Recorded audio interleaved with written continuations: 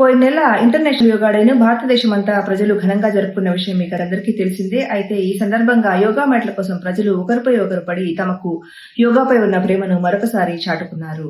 గత కొన్ని రోజులుగా 12వ నంబర్కి ప్రాముఖ్యతనివ్వడంపై అసూయతో ఉన్న 10, 15 నంబర్లు సడన్ గా 8వ నంబర్కి ప్రాముఖ్యత రావడంతో పండగ చేసుకుంటున్నాయి. వివరాల్లోకి పోతే దేశ ప్రజలందరినీ విదేశీయానం చేయొద్దన్న ప్రధానమంత్రి విరివిగా విదేశీ పర్యటనలు చేస్తున్న విషయం మీకందరికీ తెలిసిందే. అయితే ఇటీవల ఇండోనేషియాను సందర్శించిన ఆయన 2+6=8, 1+7 కూడా 8 అని చెప్పడంతో ప్రపంచమంతా ఆయన తెలివికి నిర్ఘాంతపోయింది.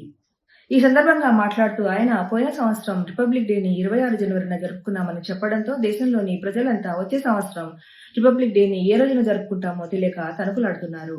ఏది ఏమైనా ఈ విధంగా ఇండోనేషియా ప్రెసిడెంట్ ప్రభోవోకు మోడీ గారు లెక్కలు చెప్పడం వల్ల ఇరు దేశాల మధ్య వాణిజ్య సంబంధాలు మెరుగుపడతాయని చాలా మంది బీజేపీ కార్యకర్తలు అనుకుంటున్నారు. ఆస్ట్రేలియా సందర్శనలో ఒక కార్యక్రమంలో మాట్లాడుతూ ప్రధాని 1, కాదని ఒకటి పక్కన ఒకటి ఉంటే 11 అవుతుందని చెప్పడంతో ప్రపంచ ప్రజలందరూ మరొకసారి నిర్ఘాంతపోవాల్సి వచ్చింది. అయితే ప్రపంచంలో ఉన్న మేధావులు మాత్రం జీరోని కనుక్కున్న భారతదేశంలోని ప్రజలు ఇంకా సింగిల్ డిజిట్ లెక్కల్ని నేర్చుకోవడంపై హాస్యాన్ని వ్యక్తం చేస్తున్నారు.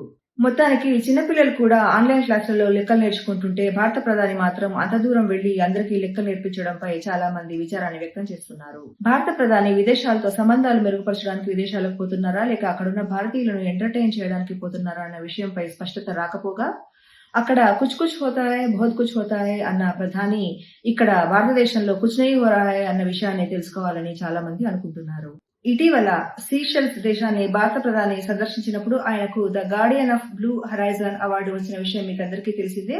అయితే ఆ అవార్డును ఆయన సందర్శించే 4 రోజుల ముందే ప్రారంభించడం గమనార్హం. అంతేకాకుండా ఫిబ్రవరిలో ఇజ్రాయెల్ ని సందర్శించినప్పుడు ద మెడల్ ఆఫ్ కెనెసెట్ ని కూడా భారత ప్రధానికి అందించారు. అయితే ఆ మెడల్ ని 2026లోనే వాళ్లు మొదలు పెట్టడం గమనార్హం. ఏది ఏమైనా ఈ 2 అవార్డులు పొందిన ఏకైక వ్యక్తి మరియు మొదటి వ్యక్తి మన భారత ప్రధాని కావడం గమనార్హం. అవార్డుల కోసం ఎంతైనా ఖర్చు చేసి ఎంత దూరమైనా భారత ప్రధాని వెళ్తారని విదేశీ పత్రికలు విమర్శిస్తున్నాయి.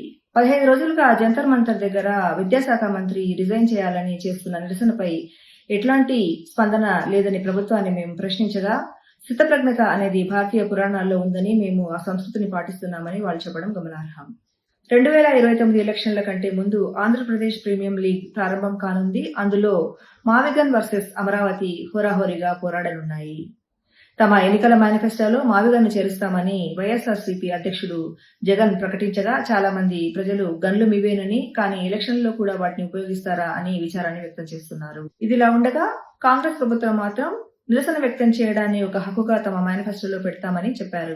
వివరాల్లోకి పోతే తెలంగాణ రాష్ట్ర మంత్రి పాల్గొన్న ఒక కార్యక్రమంలో ప్రజలు ఒక విషయంపై నిరసన వ్యక్తం చేయగా ఆయన బీఆర్ఎస్ ప్రభుత్వ హయాంలో ప్రజలు నిరసన వ్యక్తం చేసడానికి కూడా ఉండేది కాదని ఇప్పుడు చేయొచ్చని ఆయన తెలపడం గమనార్హం. అయోధ్య ఆలయంలో భారీగా కుంభకోణాలు జరిగిన విషయం మీకందరికీ తెలిసిందే. అయితే ఆ అక్రమాలు చేసిన వాళ్ల పేర్లు లవకుశ, శ్రీరామ అని తన కుటుంబం పేర్లే ఉండడంపై బాలరాముడు విచారాన్ని వ్యక్తం చేశారు. అంతేకాకుండా ఇటీవల పోక్సో కేసు విషయంలో నిందితుడై బెయిల్తో బయటికి వచ్చిన అతన్ని రాముడితో పోలుస్తూ అతని తండ్రిని దశరథ్తో పోలుస్తూ కొంతమంది వ్యాఖ్యలు చేయడం పట్ల కూడా ఆయన విచారం వ్యక్తం చేశారు.